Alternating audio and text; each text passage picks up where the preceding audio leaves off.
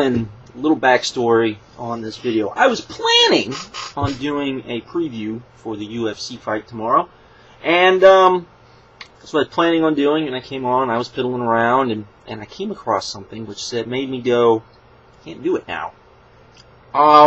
Because this amazed me, this puzzled me. As you see in the title, it says, TNA and Politics, the sequel. The sequel, you say? I didn't know there was a first. Oh, yes, there was. You see, TNA, and all of its glory, and all of its brilliance, has managed to top itself with this. TNA offered, well, we'll do kayfabe. Former Illinois Governor Rod Blagojevich offered a job as chairman of TNA Wrestling's Main Event Mafia. Now, if you don't know who Blagojevich is, he is, because I know some of you probably don't know who he is. Maybe some of you do. I know there's a lot of people that watch my videos from outside the U.S., and so let me explain. This is the governor of Illinois. As governor of Illinois, it became his job to seat the replacement for Barack Obama's Senate seat that Barack Obama, when he became president, had to vacate. This guy, allegedly, was going to basically sell the Senate seat to the highest bidder. That's a big no-no. You cannot do that, and it's probably going to be brought, and has already, I believe he's already been indicted on charges of bribery and all sorts of other things, and has been impeached by the Illinois Senate, and he has been kicked out of power. TNA, in their wisdom, decided, ooh, the Sarah Palin thing worked so well, let's do it again with this guy. Yes, except, Sarah Palin, when they first tried that, at least half of the country kind of liked her. This guy is liked about as much as Pac-Man Jones was liked when he was brought into TNA. And trust me, I don't think most of TNA's fans are going to give two shits about this guy, other than, why the fuck is he coming to TNA? Even if they did anything like this. And I hope to God they don't do the same thing they did with Sarah Palin and bring in some stupid impersonator that is bad on top of it. I don't get it. I don't understand it. I don't understand why they keep doing this bullshit. I mean, did they, maybe mistakenly, they went to the UK, they went to those UK shows, they got all those fans to show up at the UK shows, and I said, oh, maybe we're doing something right. Maybe everything we're doing is absolutely right, and maybe this is what we need to keep doing. You went to a wrestling starved, when it comes to big star wrestlers, deprived country. You went to there in the UK. You went to the UK, which the WWE goes very seldom. You have never been before, or I guess you've been once. Or was this the first time? I think this was the first time TNA had gone. Maybe it was the second. No, it was the second, wasn't it? I think it was the second. Had gone. And very rarely gets to see you guys, and this was, of course, the first time. And you guys got all excited, I guess. I don't know, and said, oh! And then maybe you came, then maybe after last night's Impact, you went on the internet and went, oh, we're getting praise. People like this Impact. People like this Impact despite itself. They liked it because of how utterly horrible and hilarious it was, not because it was actually good. Okay? Not that TNA is actually listening to this.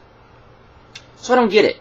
I don't understand it. I don't understand how you can have a guy like Jeff Jarrett, who's basically born in this business, whose dad is considered one of the best regional promoters, I would say, at least of the last 20 years. At least. Maybe one of the best regional promoters of all time. Maybe, why Jeff just wouldn't go to his dad and say, what are we doing wrong? I'm sure his dad would tell him. I'm sure his dad would say, okay, here's what you're probably doing wrong.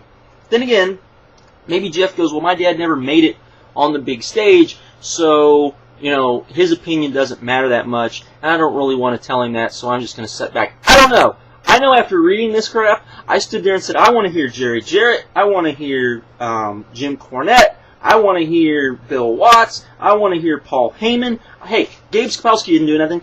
Go get Gabe. I want all of them on videos trying to reading this and getting their reaction, because I'm sure it would be utterly hilarious. I'm sure they'd be like, "What the fuck is this? Why in God's name would anyone think this was a good idea?" I don't get it. This is, you know, we always talk about, you know, 2000, 2001, you know, we talk about the final days of WCW. This is this. I mean, this is worse than David Arquette, because at least David Arquette, there was some sort of backstory to it because of the movie. This is, I would almost say this is as bad as Chucky. You remember Chucky? I'm not going to bring up RoboCop, but I'll bring up Chucky. Remember Chucky? Remember Chucky and Rick Steiner? Remember that glorious thing? I'm trying to think. There was the rap guy, who I can't remember off the top of my head. There was him. There was, and I'm sure there was some other stuff that I'm forgetting as well in the final days. It just made no sense. You know, the Jay Leno thing made sense. The Karl Malone thing somewhat made sense. Even the Dennis Rodman thing made sense. The stuff in the final days didn't really make a lot of sense. I mean, I don't get it. Who thinks this stuff's a good idea? At what point do you think this is a good idea? At what point does Jim Cornette go, "I've had enough, you people are fucking stupid," and go to Dixie Carter and tell Dixie Carter, "The people you got in charge don't know what they're doing"? At what point does he do that? Maybe he's already done that, and she went, "Oh, no, Jim, you know, that's not your job, and they're doing okay. Just you know, that's Jeff's part of the job. He understands that better than me." Maybe that's what's going on. I do not know. But all I know is I read this and I just cringed. I was like, dear God, what? You know, I understand I will never be in this business. I completely understand I will probably never ever be in this business. But it makes me go, how do morons like this get in the business? You know? I don't get it. I don't get it. You know, Dutch Mantel's been in this business for probably almost as long as I've been alive. And he should know better than this. He should be able to know basic booking and what you do and what you don't do. I would be fine if TNA would say, "You know what, we're just going to do regional booking. And we're going to see if that's going to work." Because at least you'd have some sort of foundation and then build up upon it. You know, if they said, "Okay, we're just going to do southern booking," I'd be fine with that. I think most fans would be fine with that. I was like, okay, it's a start. It's not for everybody. But you know what? What they're putting on now is not for everybody. What the? Oh, God.